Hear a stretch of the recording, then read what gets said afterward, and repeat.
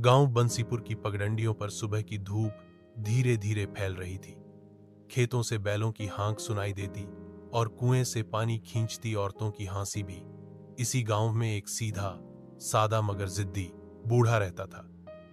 रामधन। रामधन कोई राजा महाराजा नहीं था, पर उसकी मूछें देखकर लगता था जैसे स्वाभिमान की गठरी हमेशा कंधे पर टांगे रहता हो। उसकी झोपड़ी पुरानी जरूर थी, मगर भीतर जाकर देखो तो हर चीज करीने से रखी मिलती, मानो ईमानदारी खुद चौखट पर बैठी हो। एक दिन गांव के जमींदार के आदमी आए।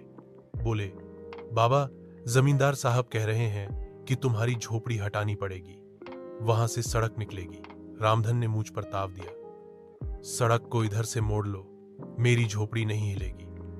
अरे बाबा, विकास होगा, पूरे गांव का भला होगा। भला अगर किसी के घर उजा के होता है तो वो भला नहीं, धोखा है, रामधन बोला। जमींदार को गुस्सा आया। पंचायत बैठी गई। बड़े बड़े मुंशी आए जो कागज पर कानून की लकीरें खींचते थे। रामधन अकेला था, मगर उसकी आंखों में जो रोशनी थी वो 100 कानूनों पर भारी पड़ती। पंचायत ने पूछा, बाबा, तुम क्यों अड़ रहे हो? तुम्हारी उम्र भी हो गई है। रामधन बोला, क्योंकि यह मेरी मां की झोपड़ी है। इसी चौखट पर बैठकर मैंने पहली रोटी खाई थी। इसी छत के नीचे मेरी बीवी ने बच्चों को जन्म दिया। जब सबने छोड़ा तब यही झोपड़ी मेरे साथ खड़ी रही। अब मैं इसे कैसे छोड़ दूं? सन्नाटा छा गया।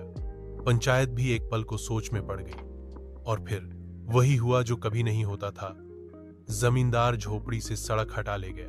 रामधन की झोपड़ी आज भी वहीं खड़ी है, मिट्टी से लिपी, तुलसी के चौरे के साथ।